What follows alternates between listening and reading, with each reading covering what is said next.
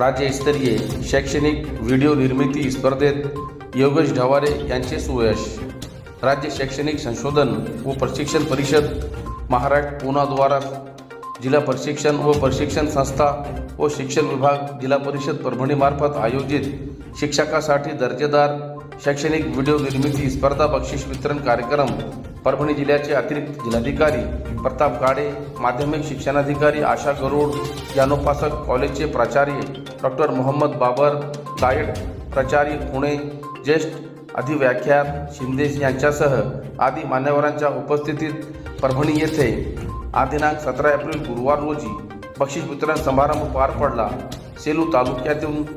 श्री केशवराज बाबासाहेब विद्यालयातील राज्य पुरस्कार प्राप्त शिक्षक योगेश ढवारे यांच्या शैक्षणिक व्हिडिओला